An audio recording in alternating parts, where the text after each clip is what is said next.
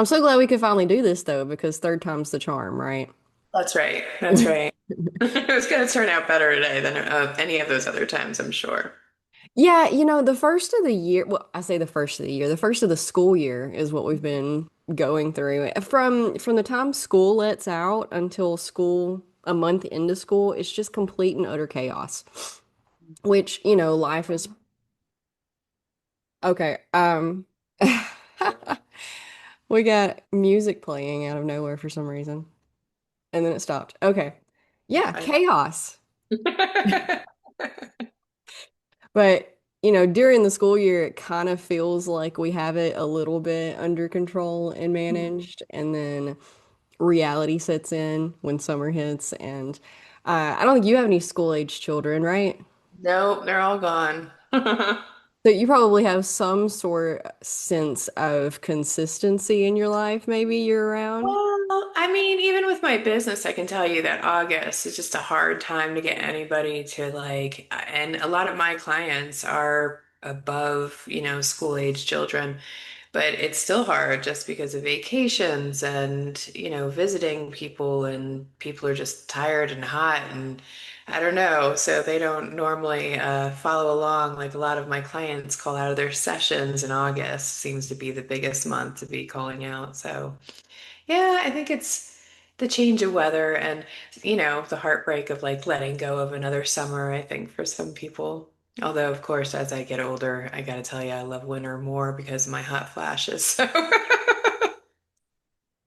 I've never been one to complain about any kind of weather. I'm Mm. just happy no matter what with the weather That's good. situation. Rainy days are awesome. Sunny days are awesome because you have the cozy, and then you have the okay, now I can go out and do things. And when it's raining or snowing or whatever, I love the excuse to, oh man, I'm so sorry. I can't get out of my house today. I Just love that excuse too. It works less though now that we do so much stuff online, right? Like it's not like you can take an entire day off. You can just cancel things that are outside of the house, but yeah. no, Yeah, I think that's awesome. It sounds like you're really in tune with the cycles of seasons and whatnot, which I think is really awesome. yeah, that's what I kind of had to that's what I really focused on to find some kind of sense of consistency and stability because, like you said, we can blame it on the school or the summer or whatever, but it's just that time of year that affects every single one of us, no matter what kind of lifestyle or period in our life that we're managing, going through at this point in time. And that's weird because, you know, uh, for example, my yoga classes they fall off in August. And we can be like, okay, school's back in session and people are wrapping up summer vacations and whatnot, whatnot. And like, I don't know how that affects the 60-year-olds in my class, but somehow it does. Hmm. Like the people who don't have kids in school. I don't know, but somehow it does. And I think that maybe we're just trying to assign boxes to things that don't necessarily fit, trying to make sense of where we're at in the year. So I zoomed out a few years ago and started looking at the year as a whole and the seasons as a whole. And instead of tying human constructs to it, school, holidays, yada, yada, whatever, started tying just paying attention to the energy in and Hmm. of itself, not necessarily needing to label it as this or that or because of this or that, but just being like, okay. And I know a lot of people roll their eyes at astrology.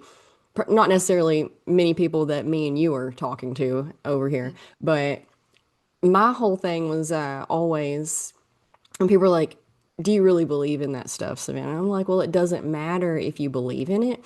It gives a sense of structure where there is none. And it makes sense in a introspective type of way. So, for example, okay, so it's August. astrologically speaking, it's Leo season. Okay, well, what are the aspects of Leo? Hot, fire, putting yourself out there, new starts, that kind of stuff. And like that kind of goes with the what we're feeling right now. And then you break it down. You can break it down even further. I know you follow the new moon stuff. Today's a new moon. Happy new moon. Mhm. Happy new moon. Yeah. Well, I think that it also comes back to our own nature too. Like we forget that we're animals. And if Hmm. we look at the animals, like what are bears doing? They're just at the end of their like gorge season, right? They're getting lazy and they're like, oh, it's the end of summer. It's still hot, right? And then they're getting ready that as soon as it starts getting cool, they're going to start hoarding food, right? For the winter.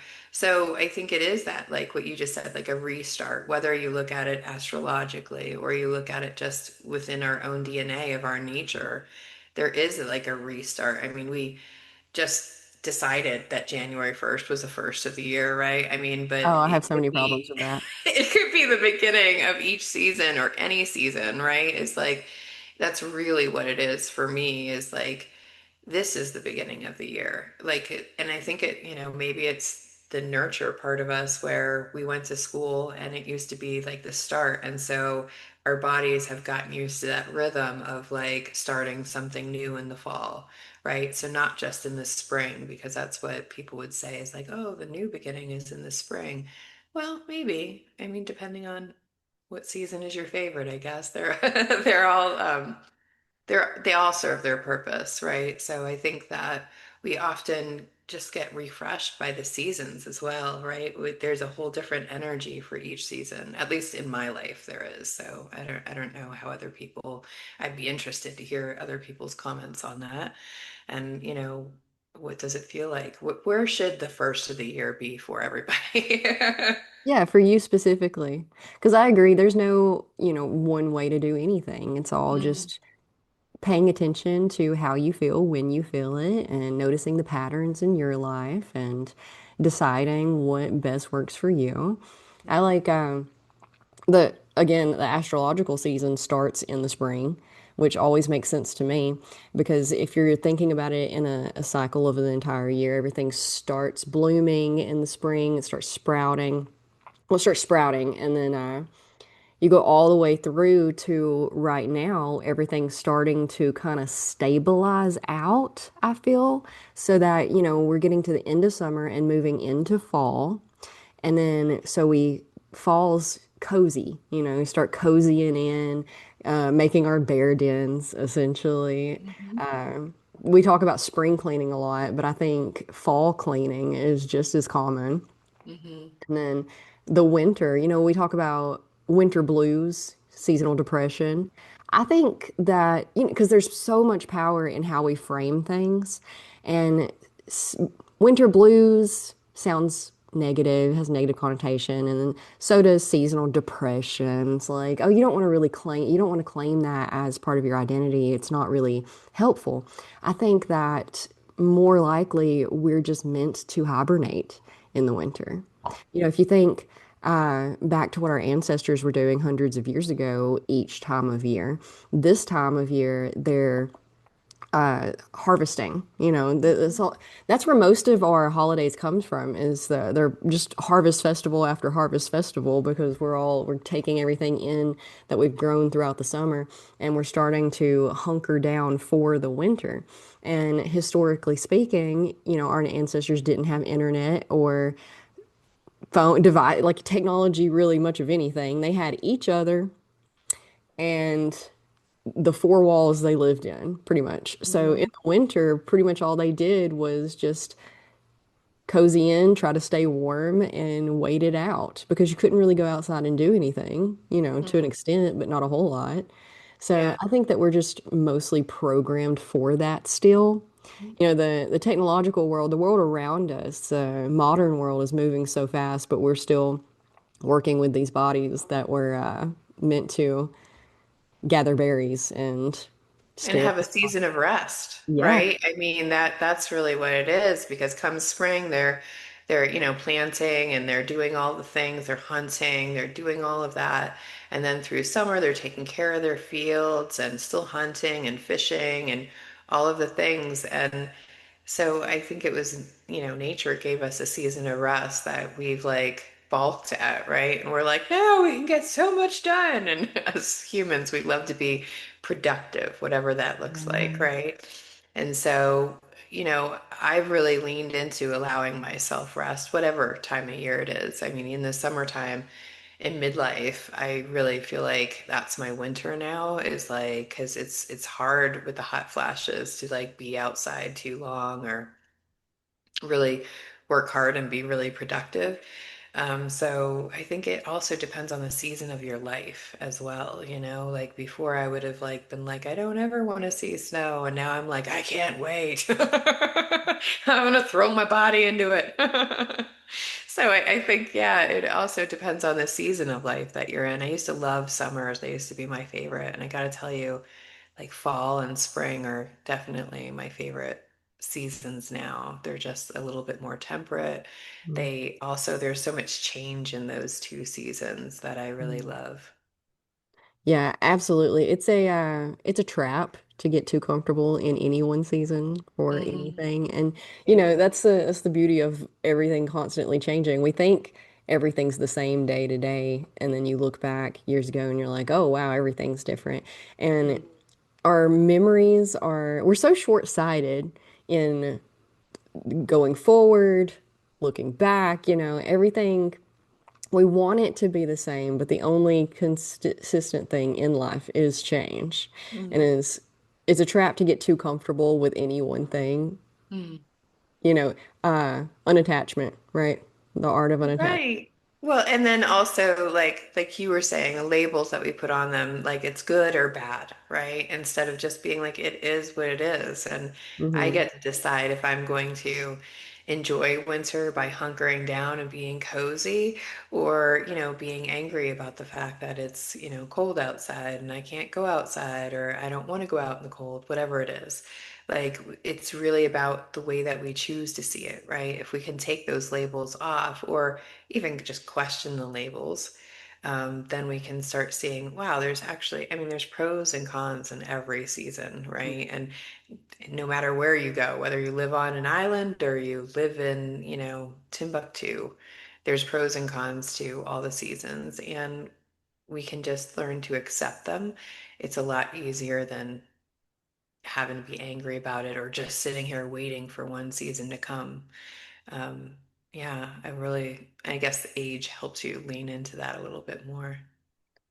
For some people, for sure. And then there's other people that move to Florida. All sorts of things people do. I used to be really bad about being angry that I was tired, you know, Mm. because again, yeah, the productivity that we feel like we need to achieve and succeed and produce and the yang, it's the yin and the yang and all the things, and we feel like our culture and society has been designed to produce. So we feel a lot of us have tied our self-worth to that. And Mm. so if we're not doing things productively, there's all sorts of memes around that talk about stuff like this. And it's like, how can I rest more productively? Like How can I rest, but multitask while mindful. napping? Uh-huh. Yeah. They have learned Spanish while you sleep. There's, Mhm. Yeah, right. I mean, that all sounds like, and for me, it's like what you were saying before is things move too fast. We take in more information in a day than our ancestors took in over a month. I yeah. mean, Oh, longer it's probably. even yeah, I'm being kind by just saying like 60 years ago even Oh, yeah. like, but if we're talking hundreds of years ago, I mean, the amount of information that we take in is intense, whether we're even being productive or not, right? We could just be doom scrolling and taking in all that information. And it does something to our bodies that we're not used to, which is like all these hormone hits up and down, up and down, up and down, because of all of the information that we have. We wonder why we have so much depression and worry in this society. Well, we're given so much information that we can worry and stress about where and it stresses our bodies out whether we notice it or not. And so to me, like sleep is really has become really, really important. I know 20 years ago, I would have been going to work going, oh, I only had 3 hours of sleep last night. Like that was some kind of, oh, wow, you worked a 12-hour day? Wow. Like, and today I'm just like, no way. I need my sleep. There's no way. Because I've learned how important some things in my life are that I never valued before. And so sleep, connection with other people, nourishing my body well, these are all things that we're supposed to do during our lifetime, but I never really learned to do them until I was like, how important is productivity? Because I Hmm. can, in the beginning of my business, when I became a coach full time, I would work like 70 hours a week thinking if I just work harder, I'll get there faster wherever there is. Hmm. And it sucked. I got nowhere. It was like spinning my wheels. And the more and more I cut down my hours, the more and more clients I had, which was like so unique, but it was really what was important for me because I started showing up better as myself. I started showing up in the way that I wanted to, not tired and exhausted. I mean, who Hmm. wants to hire a coach that's tired and exhausted all the time? You're like, aren't you supposed to be helping me not be tired and exhausted? So, I mean, really looking at essentialism. There's a book called Essentialism, which I think is really great, which really taught me how to, what is most important? Like, what is it that I need to be doing? Where are my gifts, right? And what could I be either hiring out for, delegating, or just completely letting it go and going, that's not that important. And so, really sitting down, I think the book is written by Greg McKeown. But yeah, Essentialism was a book that actually one of my ex-bosses, when I was getting overwhelmed in my own business, I was like, how do you decide what's most important? And she gave me a list of books, and that's one of them that was really, really important to me. But really deciding how much productivity is important and what does that have to look like? Because I think a lot of people are more creative than we let them be because we want efficiency and productivity rather than creativity and innovation. Um, and so, yeah, so that to me is really important is I think we age into a more wiser person that goes, that's not that important. I'm not doing that. Instead of trying to do everything. Yeah, you really, if you prioritize rest, then you start prioritizing other things. And like, yeah, we're always prioritizing, but we can't prioritize everything. And that's generally what we try to do. So if you only have X amount of time to work with, well, what's the most important thing that you can get to that's going to make the biggest impact during that time? Hmm. Yeah, I agree completely. Less is more. And that's Hmm. so hard for us to wrap our heads around. It's counterintuitive, thoroughly, thoroughly counterintuitive. It doesn't make any sense. Hmm. I also felt the same. I worked myself ragged day in and day out for years and barely saw any kind of progress. And as soon as I more or less like threw my hands up and was like, forget it, I'm just doing what I want to do in the moment, everything started unfolding a whole lot better, a whole lot more smoothly from the business to my relationships to my health to everything. Because, Hmm. they bleed into one another. And that's another thing that we're not really good at realizing and wrapping our heads around. It was like, well, how do my food habits Hmm. affect my business? That doesn't make any sense. Those two things aren't connected. Oh, yeah. But everything in your life is connected to you. And Hmm. in that is how one thing, life is so it's seemingly complex. There's all of these different avenues, these different directions that you can look at it. if we want to work on ourselves, where do we even start? Because there's Mm. so, like, we could start with our food, we could start with our environment, we could start with working out, we could start with money management skills or becoming an active listener, relationships, giving our family time, where do we put it? That's one of my biggest problems for sure is okay, I have an hour or three. I have 3 hours that I could really focus myself in a direction.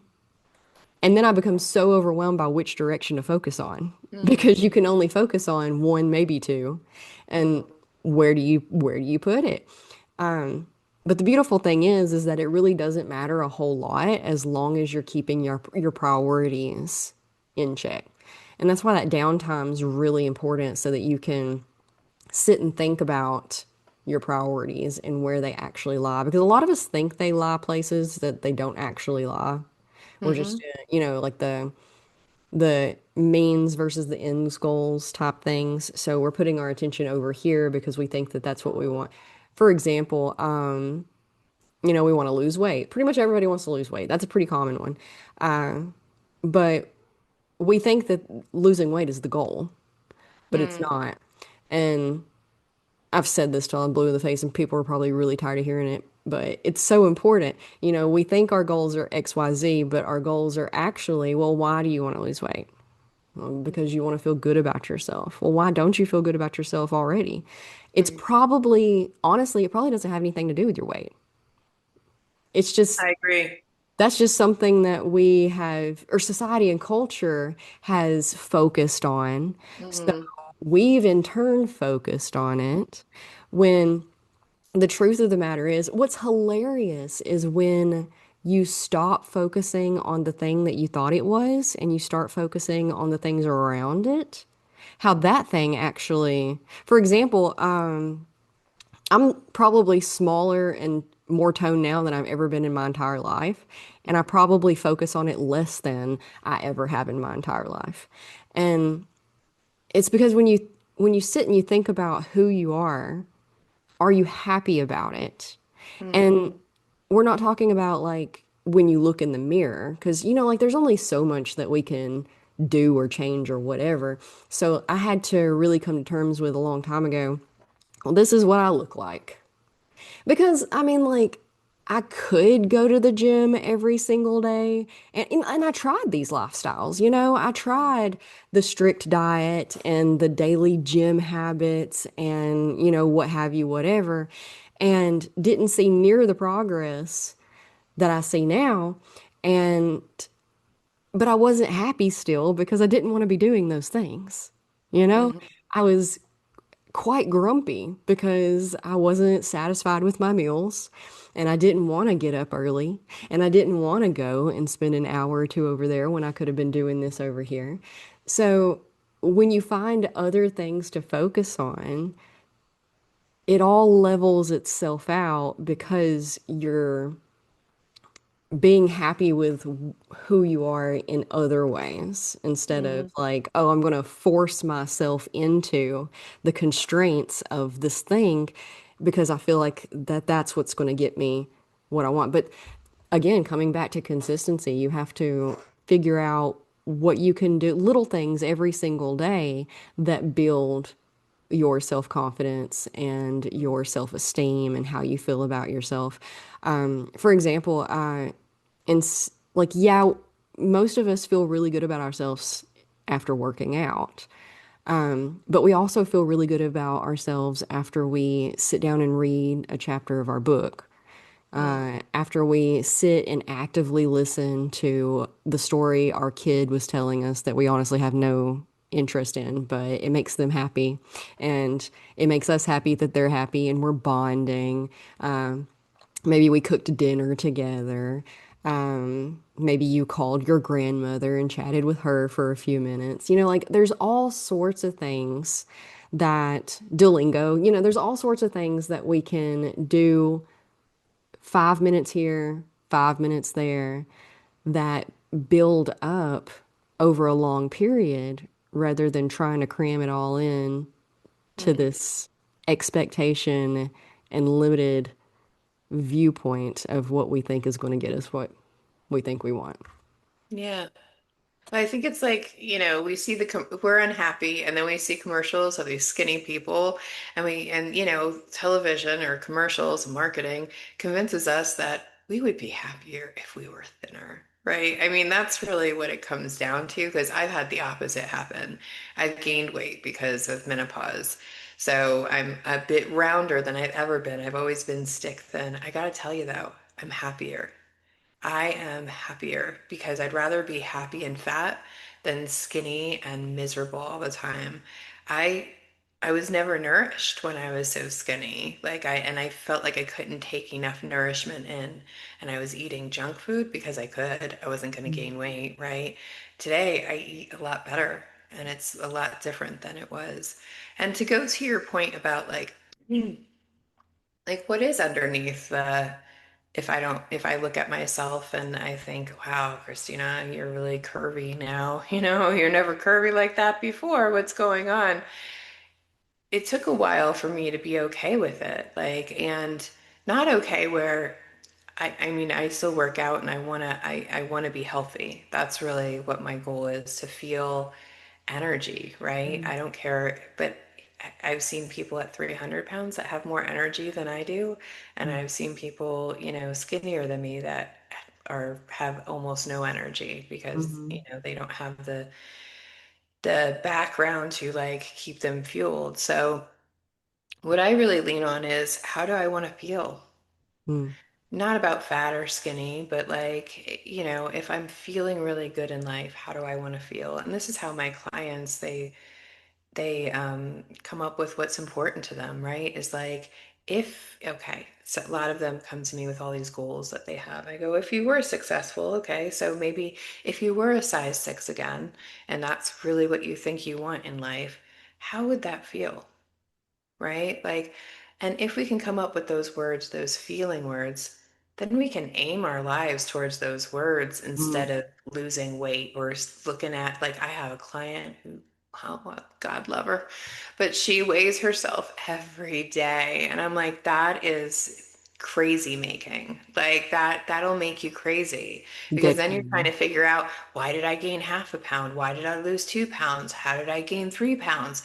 And it's crazy making. Instead, it's like, well, how do I want to feel?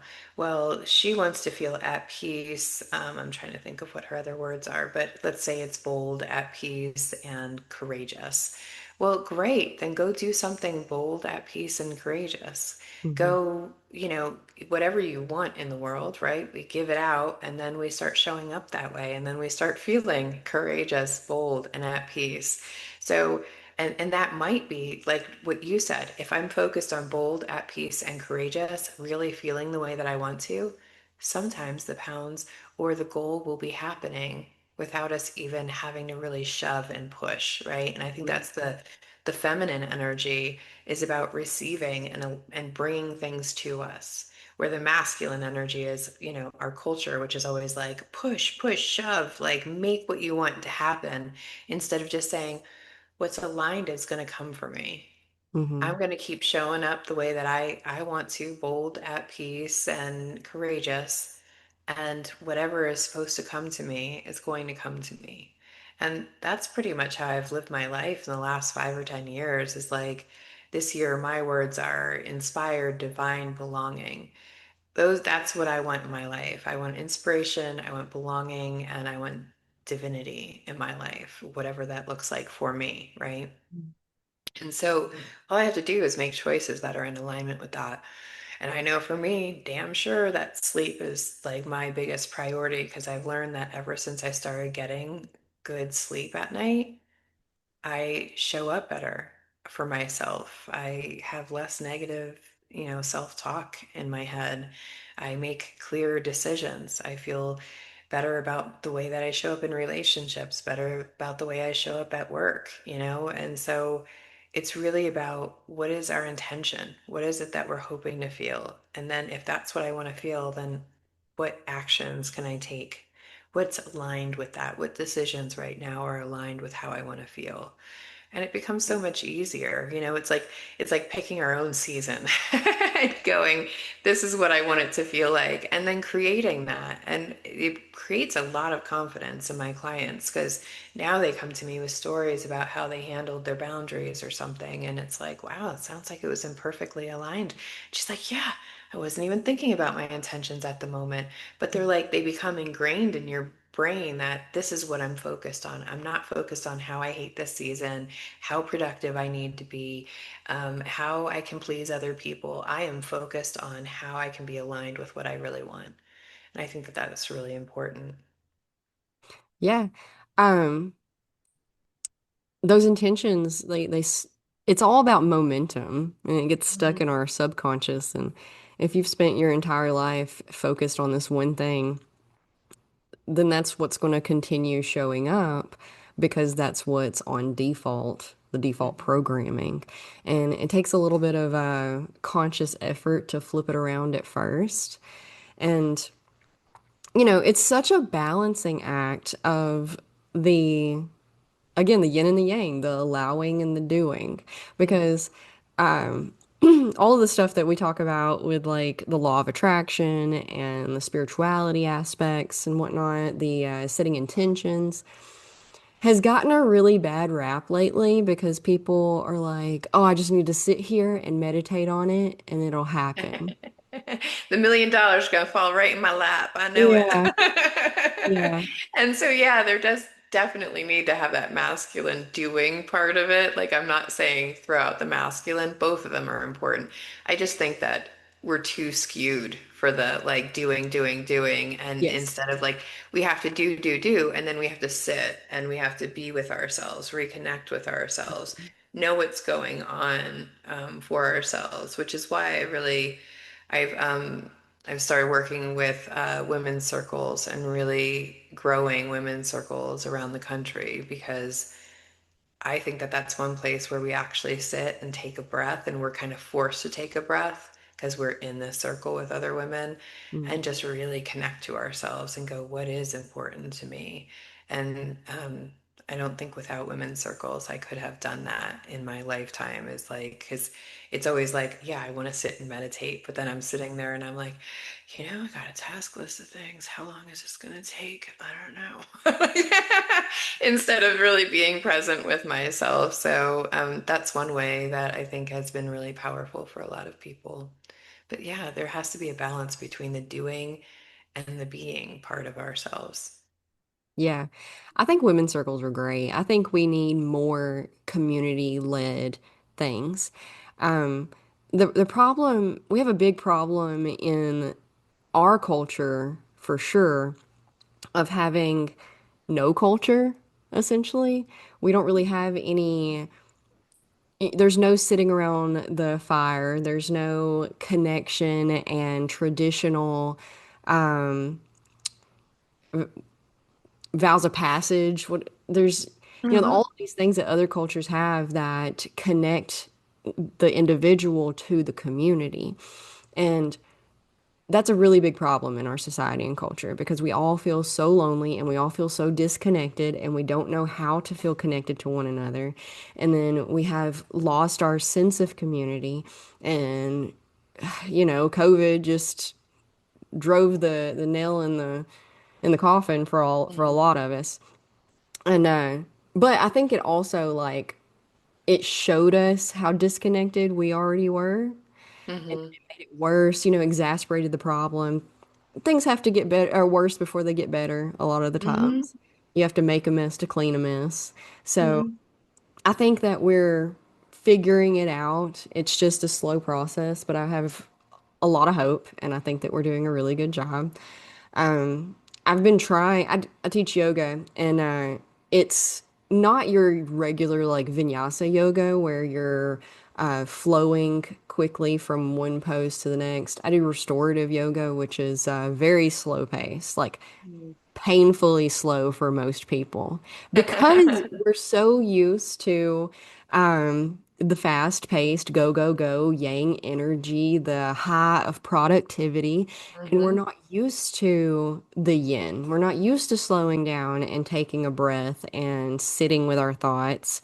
And a lot of us sitting with our thoughts makes us panic because if we allow our thoughts and emotions space to exist, man, do they come full force? And then we start having all of these floods of, past traumas that were never dealt with, never processed, um, not only for us, but for our lineage. And it's so deep because we've been avoiding it.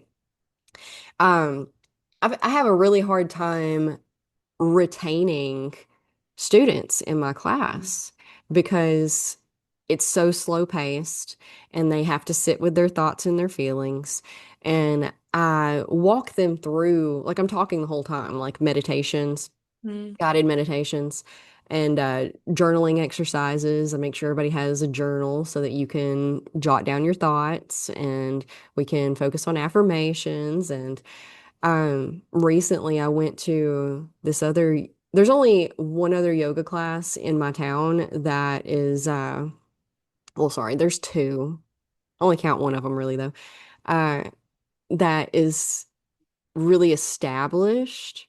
So I went and checked her out the other day for the first time because I was like, well, let me see what she's doing and see if I can connect with her. Maybe we can collaborate on some things. And whereas my classes top out about 5, 7 people, she had 20 people in here, including herself. And I was just awestruck. So the class is starting. There's all these people that are piling in, and I'm so excited. And I'm like, I cannot wait to see what she is doing that I'm not doing so I can, you know, tweak my own practice to Hmm. appeal to people because I've been teaching yoga for 6 years now. I don't have time to do the math, but and it's pretty always been the same in my classes. So I feel stagnant, you know. I want Hmm. to know which, and I can tweak things, and I talk to people, and I talk to them, and I have an email list, and I send them out surveys, and bless their hearts, they do the surveys, but most of their answers are both. Doesn't matter. I'm happy with whatever. And I'm like, It's but hard, yeah. you can't help people, you can't tweak things to people's liking if they don't even know what they Mm. like. And so anyway, this class starts and man, 10 minutes in, I am dripping sweat. It was really hardcore. It was really push, push, push, go, go, go. And I was like, oh, people just don't know how to slow down. They don't know how to do the Yeah. yin. They don't know how to, like, if they only have an hour to spend on some sort of physical activity, they want the strength building, the toning, the High intensity. Yeah. yes. And Mm. I feel like we have so many options for the yang.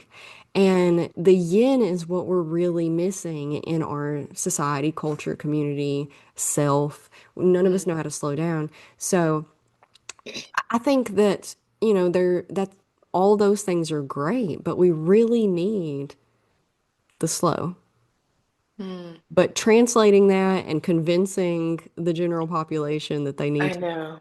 I slow. know. They just don't get the value of it because we weren't given that, right? Like, I feel like when I was a kid, I was given that because I grew up in the 80s and there was like no parentals around. It was really just me on my own. So I read a lot of books and I wrote a lot of poetry. Mm. I didn't really have access to TV. My older brother always had control over that. So I had a lot of time on my own. And I am really shocked as I grow older, like, my husband's family, they were always together. There was always people coming over. There was always people around. They were always like, and it's really hard for them to be alone. Like, Mhm. I took a vacation on a weekend by myself and I went away, and his sister looked at me like I was nuts. She was like, "You went to the beach alone? And you went to a hotel alone? You didn't meet any friends?" No. what did you do? I'm like, I enjoyed myself. Like, Amen.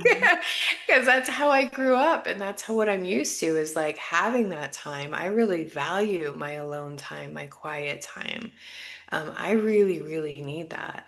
And I didn't even realize like even though I like to be alone, I could really fill my time up, right? Let me read that book so I don't have to sit with my feelings. Let me go clean the house so I don't have to sit with my feelings. Let me be productive. Even when I'm alone, I enjoy it because I'm alone, I'm filling up my bucket. But at the same time, it wasn't the same as really sitting with my feelings and being okay with feelings because here's the thing, at least in Gen X, we weren't allowed to have feelings. Oh yeah. Boomers did not allow Gen X to have any feelings. That they were not acceptable, they were inconvenient, Hmm. unproductive, right? Like they weren't getting you anywhere. So we really were shamed not to look at our feelings, right? Or that we had to justify oh, that's nothing to be angry or sad about, right? That's what we were told. And so we started to not believe our bodies. And I think that was a real thing to like go into just pure productivity. And it all comes back to that you can have anything you want. Like you said before, like, yeah, we can do all of the things. But I like more what Oprah said, which she said, you can have all of the things, just not all at one time. Mm. And I think that that's what's important is understanding like what season of life am I in? And for me, it was like really, again, sitting with women and like being pulled to this part, right? Because there's a part of me, what I learned about myself doing personal growth work is when I'm in pain, I'd one, rather help someone else and ignore my own problems. Mm. Or two, I want to make jokes about some of the most tragic parts of my life. So I'm not really feeling them, I'm thinking them. Hmm. Right. I'm thinking about how to make a comedic routine about it rather than really tap into, wow, that was awful that that happened to me and the pain and the grief that I had from the trauma that I had.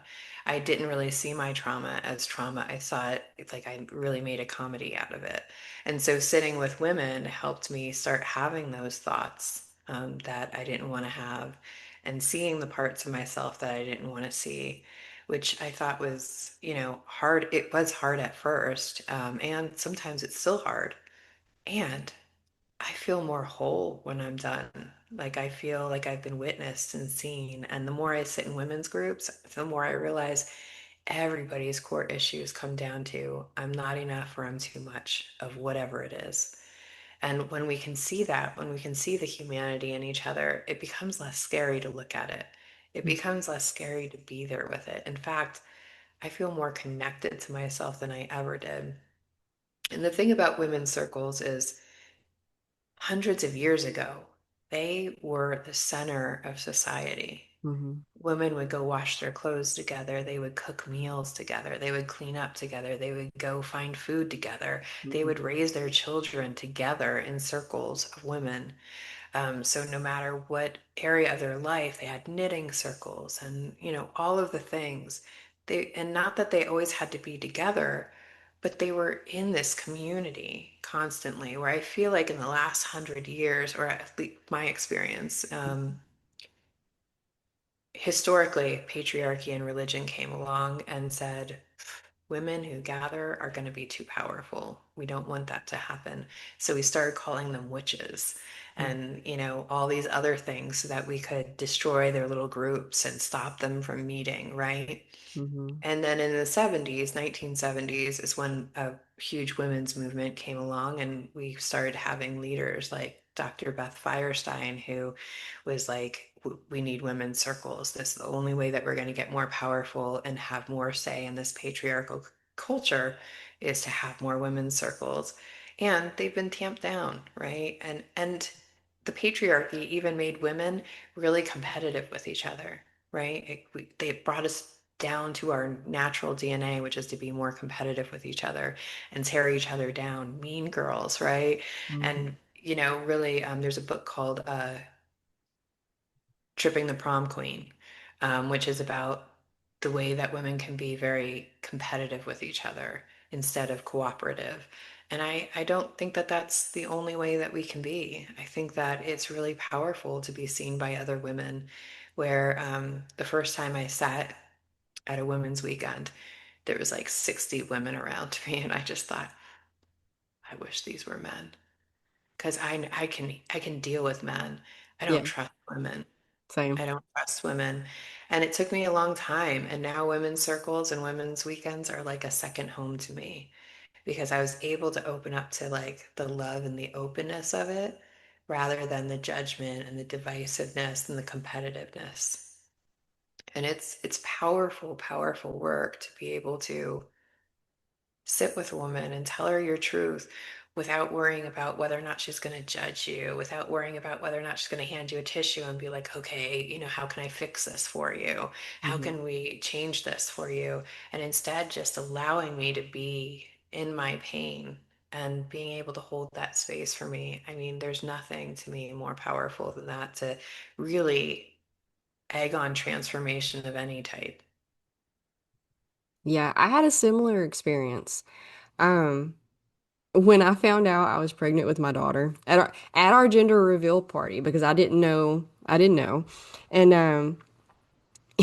even though I understood it was a 50-50% chance, our first two were boys, so I was like, oh, well, this one's going to be a boy as well. And when the pink smoke came out, I went into literal medically diagnosable shock right there in front of everybody, like couldn't breathe. I was not okay for probably 3 days Mm, afterwards because I was so terrified of girls, of females. There wasn't really me and my grandmother had a really good relationship, still do, but that's it. That's as far as females in my life and good relationships go. All of my bullies in school were girls. Like mean, man, mean, like sticking gum in your hair, spitting sunflower seeds at you, destroying your things. Like it was so bad that I was so terrified of girls that even to this day, like I've gotten a lot better about it, but if you stick me in a room of guys, I'm relaxed. I can be myself. I can talk about whatever I like, which, I like to talk about, I like to talk about this stuff in these settings. mm, Most normal people on the streets don't like to talk about things like this because, again, it makes them think about their feelings and feel their mhm, feelings, and nobody wants to have anything to do with that. But growing up, I hung out with the guys. I hung out with my dad and my uncles and my cousins, and we wrestled and we went fishing and we went hunting and we shot guns and oh, look, I got a new knife and anime and just all of the things that guys do. And I'm so happy that things have started turning the corner. My daughter really healed a lot of that for me, mhm, because I was able to have that mother-daughter relationship that I had already always craved. I just, it was switched, but that was okay with me. It was mhm, okay that I was in the other role rather than, but so she helped a lot. I thought I was a tomboy until she came along. And mhm. she's very rainbows and tutus and all the dresses and all the sparkles. And come to find out, I really like all of those things too. And that's okay. So we have Yeah. glitter all over the place now, and it's wonderful. But women, I think it had a lot to do with the patriarchy. We Mm, were always told that we weren't good enough, you know? Um, even, you know, again, I grew up with the guys. I always felt like I had to prove myself. So, like, if there was a rope swing into the river, despite me being absolutely freaking terrified and wanting nothing to do with that at all, yeah, I was jumping off of it because I had to prove myself as good as the guys. mhm. I could outshoot all of them because I had to prove myself as good as. Because, you're always hearing, you hit like a girl, you throw like a girl, Mhm. whatever, whatever, like a girl. Weak. Right? I mean, that's Yes. what it means. Weak is how they used to put it. Yeah. And Hmm. I heard the same thing in the 80s. My mom would tell me, "Hey, when you get older, you're gonna have to work twice as hard as a guy just to get the same Hmm. job." And so I thought I had to do that. But I think with all those messaging, what we're hearing is it's not okay to be feminine. Hmm. And there's some real great qualities. I mean, I think especially in politics that we could use a lot more feminine touch where it's slower, more intentional, more mindful, more, considering the population rather than just the greed of some, I think that, our whole world is really lacking a really strong feminine. And I'm really glad. I mean, I really believe that the younger generations are embracing it a bit more, Hmm. especially when I hear people being like, oh, Gen Z, they're so lazy. They don't want to work. And I'm like, no, they don't want to work 60 hours for a 40-hour a week paycheck. And I don't think that they should. Like, they're being more mindful about how they're spending their energy. I don't think that that's necessarily a bad thing. I think that we are all burnout, and that's what makes us Hmm. all curmudgeons when we get old, is because we're exhausted and we realize the 50 years of productivity that we put in really doesn't mean much. Hmm. Like it really isn't as important as we think it is. And so it's like, the feminine is important, and I truly believe that's what society is missing, is this gentleness, allowing each other's feelings, looking at our own feelings, not to like get sucked into them and be like, oh, I'm sad, I can't do anything, but more of a, wow, let me acknowledge what's going on in my body so that I can show up more mindfully. Because if I know that I'm having a hot flash, let's say, and my heart's pounding, instead of me going to why is it always like this? I don't want it to be like this. I can be like, yeah, okay, let me just be gentle with myself for a few minutes until this passes. And that becomes so much better. Like my day moves so much smoother when I can acknowledge the feeling and just breathe into it and go, okay, I'm going to be patient with myself rather than trying to force things, because then I make really bad decisions. And I mean, proof of our world right now, I think we all do. Yeah, absolutely we do. Yeah, but yeah, the feminine is important, and having that energy of, I mean, and there's even men's circles. I'm not just for women's circles. I think men Right. should get together and feel their feelings. My husband's been in men's groups for over 15 years. And I mean, it gives him a space to have all of his feelings and be supported by men too, who are really able to hold space, not fix it. And it's so hard for us because we want to fix things. And actually, holding space is so much easier. I don't have to fix anything. I just have to sit and listen. Hmm. That's it.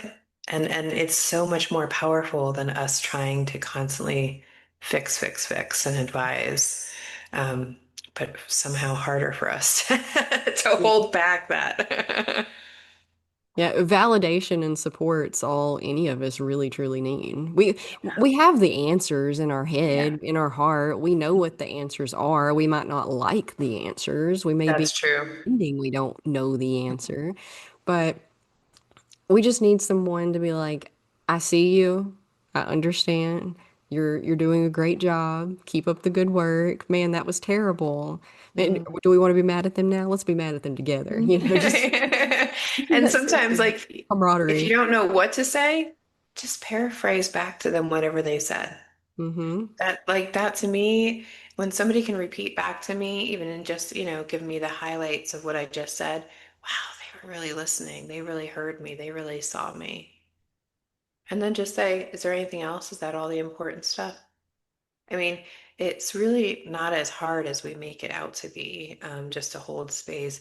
It's really us controlling our want for the circumstance to be different for the other person, Mm. right? Instead just trusting that they're going through whatever they need to go through. Mm-hmm. And how can I support you? Right? And that's it. That's it. And I think it's even more important for them to come up with how can I support you? Because so many times we're trying to do like 100 things, trying to make it better, trying to change it and fix it for them. And they didn't want any of that, Mhm. right? I mean, they're gonna get more out of trying to fix it for themselves, or at least coming up with what is it that I need to ask for that could make this different? What kind of support is it that I need? But I've seen in women's circles, I've had deep women's circles, and I have circles where women just come and share. And even the ones that don't do the deep, deep work, they just share. 80% of the heaviness is holding it in and not having anyone to share it with. Mhm. And once we can speak it and be witnessed and seen, whew, it becomes lighter, even though nothing has changed. Mhm. Yeah, and I think the biggest issue is us learning how to slow down and because again, yeah, emotions are inconvenient. Nobody's got time for that. And so the biggest hurdle is making time for it, making Mhm. space for it. And learning how to slow down is so putting it in perspective of the grander picture, zooming out. That's what I've been doing for the past year or so. I've been zooming out. There's a finish line. There is. We're all going to hit it, and a lot of us don't like to think about it. We like to avoid it. But when we're going, running ourselves into the ground at the expense of our health, at the expense of our relationships, at the expense of our happiness, at the expense of whatever the things that we actually want, we're Hmm. losing sight of it. Like, you can't take it with you. What's it all matter? What is the point? Hmm. So, if you can really accept that the smallness of being human, how tiny each of us really are. And you can accept that, you don't have to be this great individual that the history books are going to talk about 100 years from now. Mm. You don't have to be in the Hall of Fame. You don't have, the only thing that we leave behind truly is how we made others feel. Hmm. So, you know, people who take the time to listen and validate and support are the ones who are remembered. The people who ignored you, rushed you through your story, acted like they didn't care, those are the ones that after they die, we're just like, oh, wait, who? I forgot that they existed, you know? Hmm. So making people feel validated and that it's a healing process that, because, to heal is and to integrate, you have to process. And a lot of times, all it takes to process is for someone else to create that space, Hmm. for it to, a safe place for it to be heard and understood and witnessed. It's just about being that witness, offering some support. And that's the smallest thing that makes the biggest difference in Hmm. society and in culture and our communities and all of the things bigger than us. That's really the most powerful stuff, I believe, too. And yeah, I have clients who believe like if they just work hard enough, they're gonna find the cure for cancer or win that Nobel Peace Prize. And it's like, not Best-selling author. everybody can have their name in a history book. And I mean, it's great if that's your goal and that's what you need. But I think for most of us, I want my kid to say, I love the way my mother spoke to me or looked at me or the way that she was kind and generous and willing to hear whatever I had to say, even when it was hard, like that's really what I want. I don't really care if I go down in history as like the greatest coach ever or the greatest circle, creator ever. To me, my legacy right now is, well, my children. And the fact that I've built women's circles all over the country because I'm a nomad, so I've been moving around. So everywhere I go, I've been building networking circles, accountability circles, personal growth circles, and they're still going without me. Like, and there's these beautiful women who define me later, and they're like, "Oh yeah, I have this circle in Phoenix." I'm like, "I started that," and the power of it. Not that I need to take like, like, hey, take all the credit for it, but it's like it's the ripple effect, right? Like I see how these circles have changed women's lives, even the networking circles. I was really intent on having a networking circle, and that's why I only had women, that was more heart-based, that where we could share what was hard about our business, what was good about our business, what we're celebrating about our business, rather than just here, here's my 2-minute commercial and, have Hmm. some kind of business topic or something. I think all of our circles can be a little deeper, or at least hold space for the deeper. We don't always have to go deeper, but holding space for those who need to go deep, Hmm. whether that's a knitting circle, a book club, a networking group, like whatever it is, I want it to be so that we can really get to know each other. Because I think, I heard you say earlier that we're lonely. We're one of Hmm. the loneliest generations that there, like this time of our history is like one of the where we believe that we're connected because we have Facebook and Instagram, and so I like your picture and I say a Hmm. comment. That's not real connection. I'm sorry. I mean, it's great. It's great that we can meet people from all over. Without social media, I probably wouldn't have met you. And I mean, I love this connection, and so I'm not against it, but it has to go further than that, right? You have to make a real connection outside of social media.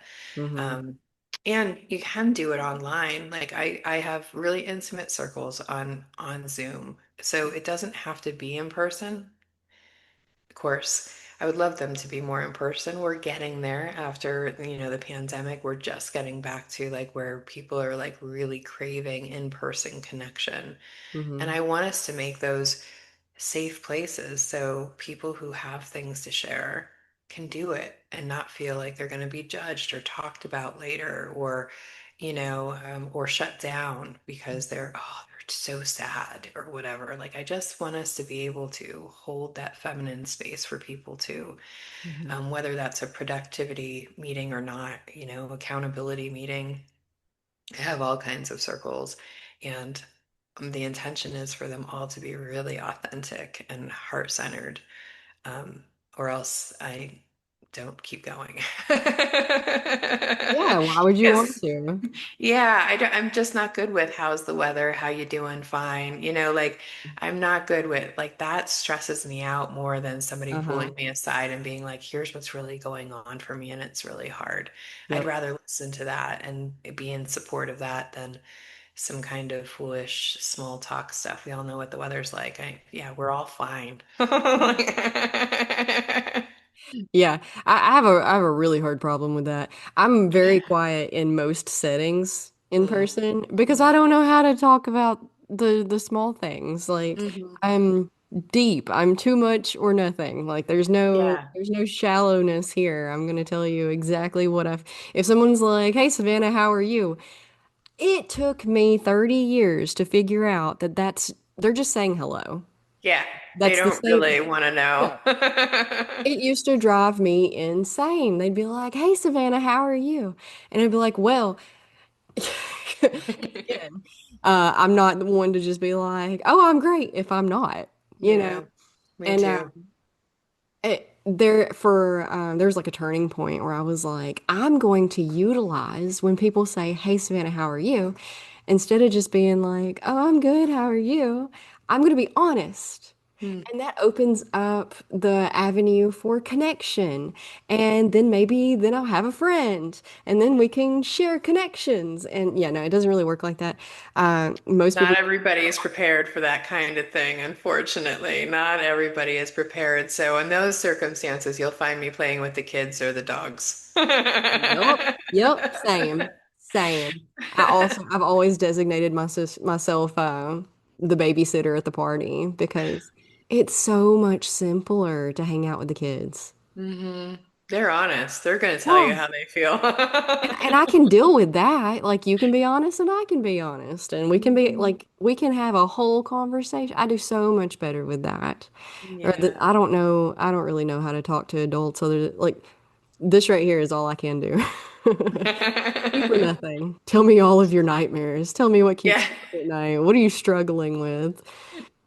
You want me to just Or listen? even what are you celebrating? What's exciting in your Yeah. life? Like, because I think sometimes we're also afraid to share, what we're excited about, what we're celebrating, and we tamp that down so that Yeah. other people's misery can be just as much. And I think it's just as valid as somebody going through a hard thing, right? Like we need to also celebrate ourselves more. And that's one of the things about slowing down is we can accomplish so many things, but unless we slow down and actually acknowledge that, Hmm. we're just like, oh, I'm not being productive enough, enough.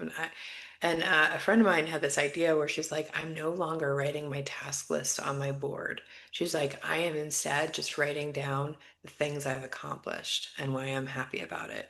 And that has changed her life, like being able Hmm. to see the list of things that actually she enjoys, that she actually did get accomplished, and really celebrate herself. Because sometimes we forget to celebrate. We go straight into the next thing, the next Hmm. goal, and we were like, oh, why don't I feel good about myself? Because you haven't stopped to be like, wow, I'm actually kind of awesome. Like, look how much I put into this. And doing something like that has helped me slow down and be like, I want to do a really good job at the things that I think are important. So I'm going to, instead of trying to be, efficient and as fastly productive as possible, I want quality rather than quantity. Yeah. And I never got there without slowing down and being like, yeah, I could do 100 things, or I could do three or four things that I am really, really proud of, that I really feel like I'm really good with, that I love the way it looks, it feels, all of the things. And I've really spent my time doing that instead. Yeah, we get stuck on, oh, I haven't done the laundry yet. I'm so crappy. Why am I so crappy? Why can't I just do the laundry? What we And haven't done, yeah. and we forget that it's like, oh, well, the reason I haven't gotten to the laundry is because I was helping my kid with their homework and my grandmother called and kept me on the phone for 30 minutes. And then, oh, I had to go get groceries and I had to cook dinner and I had to, so we hyper focus on again, we need to not be attached because that was something I really struggled with as a new mom. Is I need to do this, this, this, and this, but the baby keeps you from doing all of the things, and the baby just thinks that you just put your entire time and attention on it, and it's really frustrating for people who are trying to get things done. But once I relinquished the hold I had on the expectations of how my day was going to go. And it's just like, I mean, it's good to have intentions. It's good to point yourself in a direction, but then you don't want to get too tied to that because things are inevitably going to shift. I can't remember the last time I wake up in the morning and I'm like, okay, I'm going to do these things. I can't remember the last time that I actually accomplished all of those things. Because life intervenes, and oh, I w wasn't expecting that call. Oh, I wasn't expecting to have to go check on that thing, and I wasn't expecting to have this come up. And the more unattached you can be to everything and just ride the waves, go with the flow, Mm. the happier you and everybody else are as well. Yeah. And going back to the intentions, I mean, I think that's what, like, when we have those feeling words like inspired, divine, and belonging, whatever comes up, I can go, well, what's more important, my laundry or this thing that's coming up? What feels more inspired, belonging, and divine to me right now? What, and so it's okay because that way, even if I didn't get the laundry done, I'm not judging myself on whether or not I got the laundry done. I'm judging myself on did I show up divine, belonging, and inspired today? Hmm. If I did, then it's a success. Whether I got one or 10 or 20 things done on that list, it doesn't matter. Did I show up the way that I felt like I wanted to? Great, fantastic. If I did, that's great. If I didn't, then, oof, I really want to go back to making decisions from my aligned space of what I actually want. And then that keeps us from, at 6 o'clock going, should I work on one more project or should I go spend time with my kids? Well, what feels most like divine, inspired, and belonging? I want to go hang out with my kids. After that project, I'll get it done next week, Hmm. Or when I'm right? 67 and retired. Yeah. Whenever. If it's meant to Yeah. be, it'll happen. But if it's Yeah. not. Yeah. And I truly believe that. And the best business decisions I've ever made was when I slowed down and said, I don't feel the answer yet, so I'm not going to force it. Rather than like, I used to be like, oh, I have to come up with a plan now. And Mhm. it gave myself all these like non-essential deadlines that I was like, because once I made the deadline, I was like, oh, it's got to be done by then. Mhm. It's gotta. And now I just constantly renegotiate. Well, I just don't feel like I have the answer in me yet. Mhm. I'm not gonna, we'll just delay it. And it's amazing, like you said, when we become less attached to the perfection, or it's less attached to the vision that we had, right? Because then what happens is we tell ourselves stories, and that's where the attachment comes in, right? Like the attachment comes into, I think it should be something different. I think it should be something different than it is. Mhm. And I've really kind of let go of that. Like, well, it's not turning out the way that I imagined. So I'm curious as to how it's supposed to come out. And I guess we're going to find out, right? Like, I'm being more curious over judgmental that the things aren't turning out the way that we want them to, or that I'm not showing up the way I wanted to, or I'm not doing enough, or I'm doing too much, whatever it is. If I can retract those stories and just go, huh, this is interesting. I wonder what's going to happen next. Mhm. It's a lot different energy. Yeah, being analytical about things and creating a plan, that whole right brain stuff, um, is is avoiding the emotions. Mm. Because to really figure out what you need to do next, what makes you happy next, you have to tune into those emotions. And a lot of people don't know how to do that because we spent so much time shutting them off. And if you tune into one emotion, then others start pushing their way to the front. And, so. But the glory of that is, since I've started looking at my emotions, I have a lot more joy. Mm-hmm. Because I think like productivity is an addiction, just like anything else. Like I think workaholism is like just as rampant, if not more, than other things. Sure.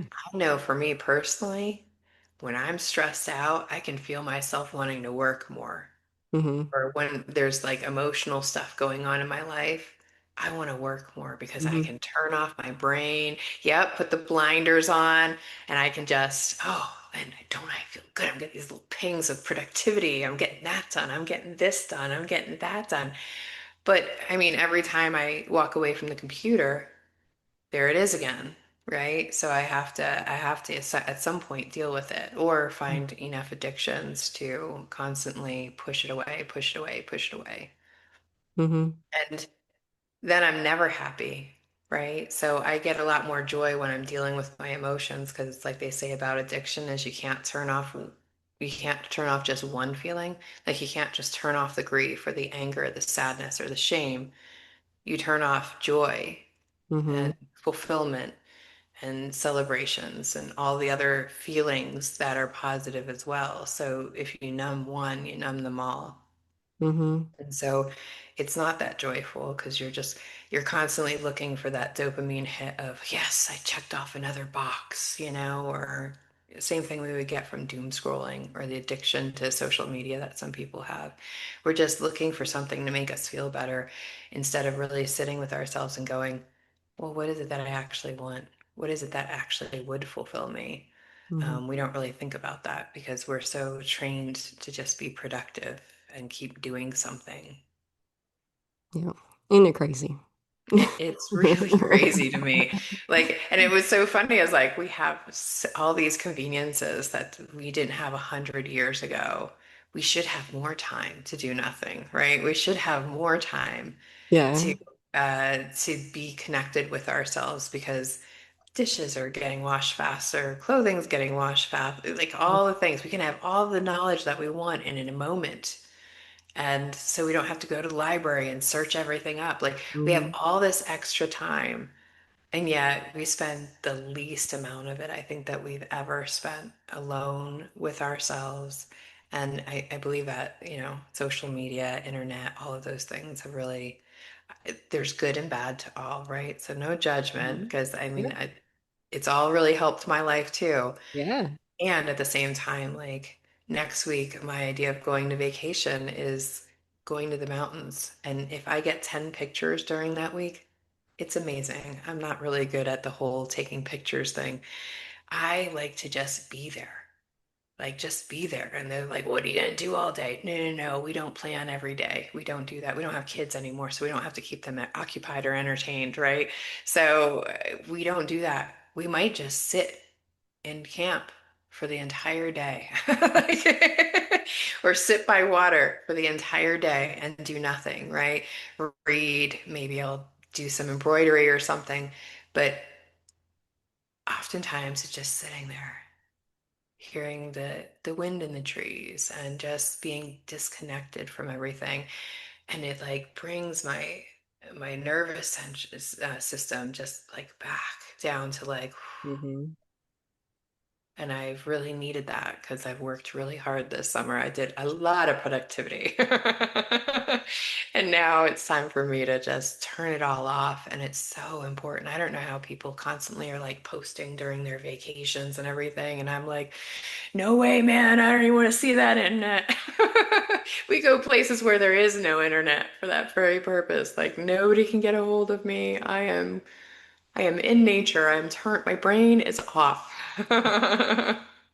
Yeah, I was wanting to ask you how your camping and stuff was going because I remember us talking about that and connecting about that with our last episode because we Yeah. go as often as we can.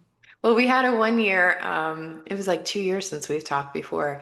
Yeah. Last year, my husband's father was dying, so we moved back to Virginia for a little less than a year. And he passed, and we had to take care of the estate and everything. So we didn't really do a lot of camping last year, and it was a rough, rough year. Probably could have used it more. But this year we moved back to Colorado, and yeah, we've gone camping several times, and it's like like Hmm. I've gotten to the point where I'm like, I can go by myself. I feel like I could go by myself. There's a part of me that feels a little scared to be out there alone. But I was like, there's times where my husband's busy and like my birthday weekend is coming up and he's going to be away staffing a men's weekend.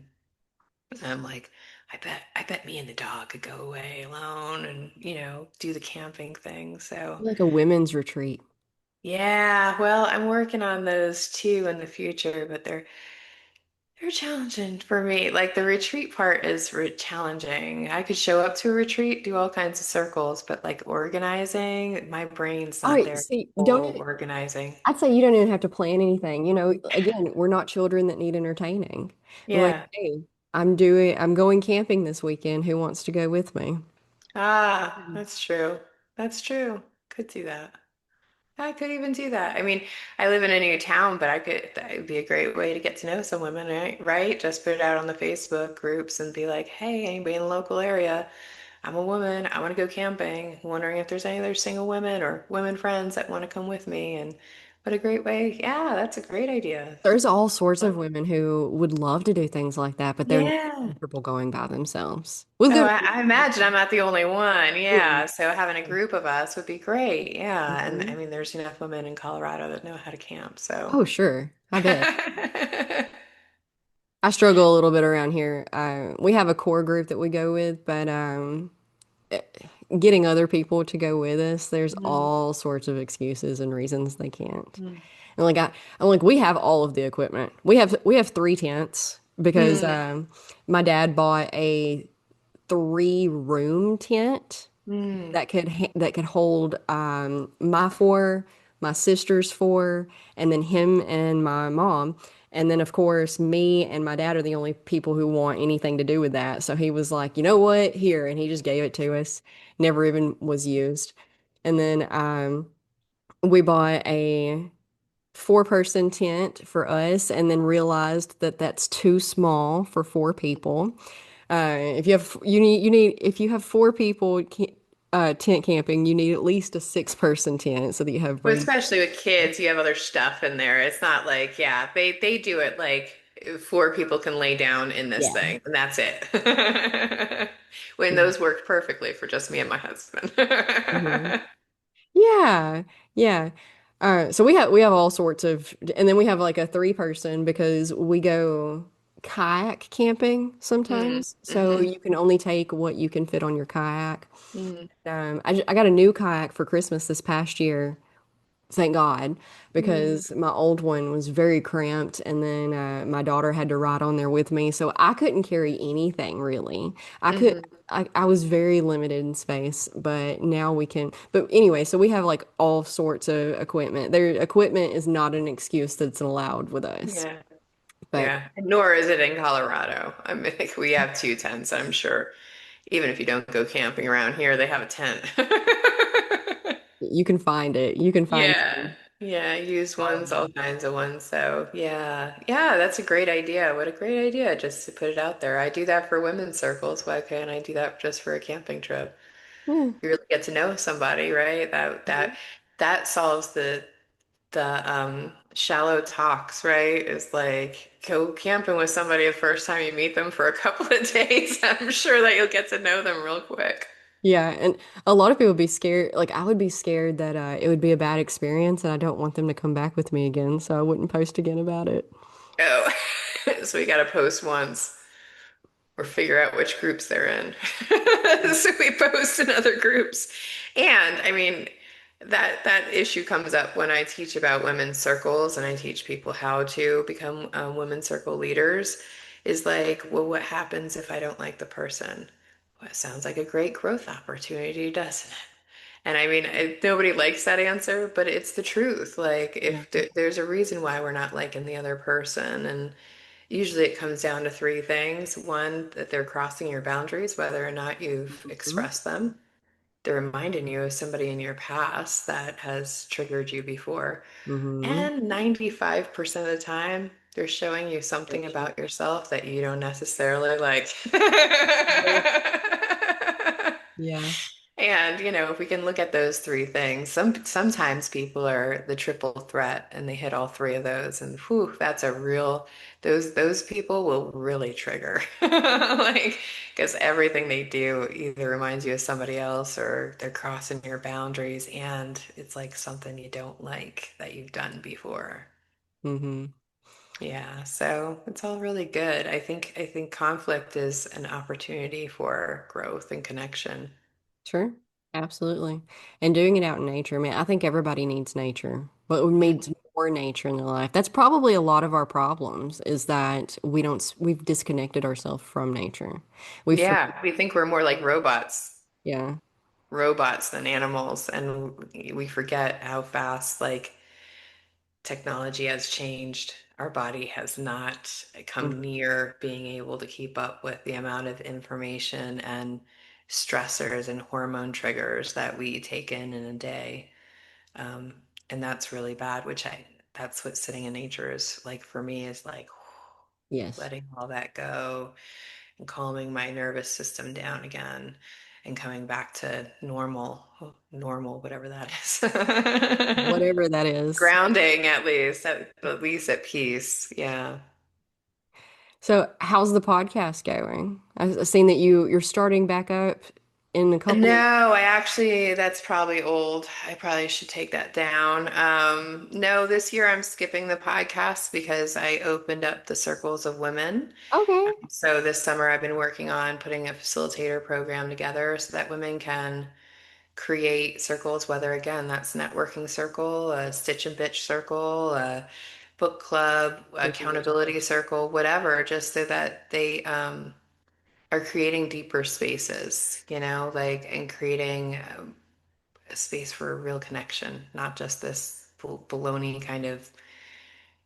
I don't know. I always feel like when it's on this high level, when it's on this really shallow kind of level, I I'm almost always expecting women to be gossipy in the background. And so, how do we create circles of women that are really connected, no matter what kind of circle that is, and really have deeper conversations that we can be more connected so we can be less lonely?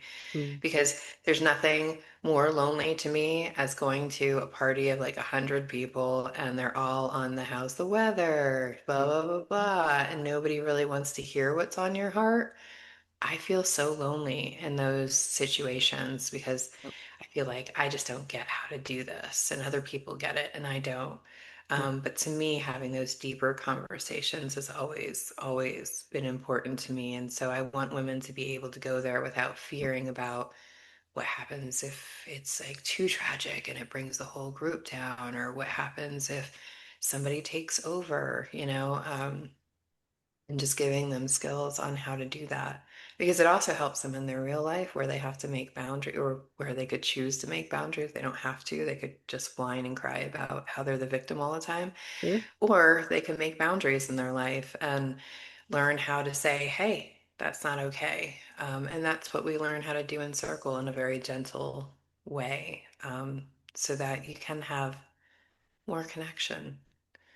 I had networking groups where they were very shallow, never referred anybody to any of those people. Mm-hmm. But the, like the networking groups that were deeper, where we shared our heart, oh, I know Cheryl.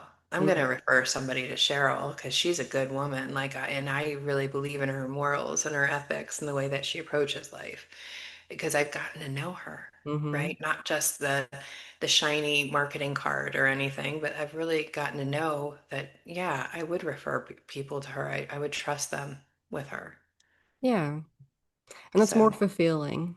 hmm, yeah, So I'm really glad that you're doing that. And yeah. we talked about it. It's so, you talk about alignment. I'm actually going to a women's circle tonight for the first time ever. My Mm, my longtime friend started putting them together a few months ago, and nice. I've literally been out of, she only does one a month, Hmm. and I've been out of town every single one. And I'm going to get to go today. So I think it was really cool sign of Yeah. alignment that just so happens because, you know, we tried to record this episode. This is the third time, and things just crazy. Like I was sick, and usually I would just push through anyway. It's not like I'm gonna give you my germs, my cooties over Zoom, Mhm. you know, but like I couldn't talk. Yeah, it's always better to do it when you're more clear-headed. And I think there was another time where power was going out in My both of our power went houses at out. the same Yeah, time.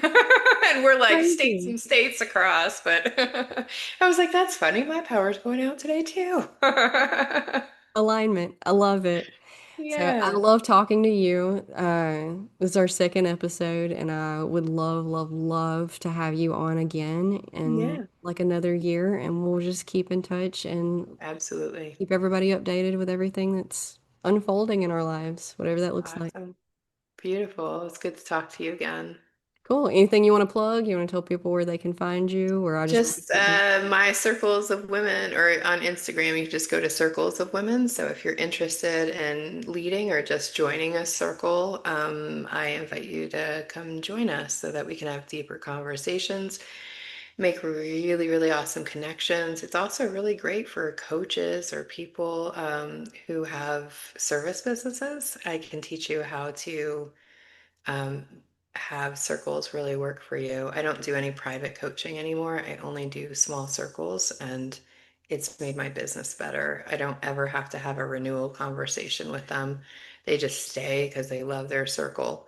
And so, yeah, circles are hopefully where it's at, and I hope they become more powerful because I think it's going to change the way that women view each other and themselves. Good. Well, I think it has obviously had a profound impact on you. You look so much more vibrant and full of life than, like, I mean, Mhm. you didn't not last time, but you can just see that you glow now. Oh yeah, I'm really excited. I really have a passion for it, so I'm really, really excited to be able to bring it to more people.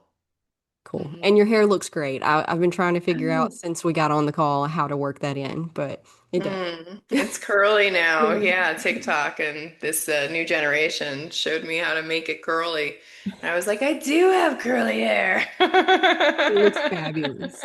I love it. And I'm getting too old to really, straighten it out or do all the other things that I used to do. So, Age is a mindset. And then yeah. getting Well, towards the end of everything. I'm just not worried about it. Like, I just don't want to There you spend my go. energy there. I don't know how I did it in high school, like the whole hour and a half with doing the hair and the makeup and all the things. Like, and now I'm just like, man, put a little gel in it. We'll call it a day. This is what I look like. Yeah. Lovely. Well, thank you so much for having me on. Absolutely. Thank you for being here.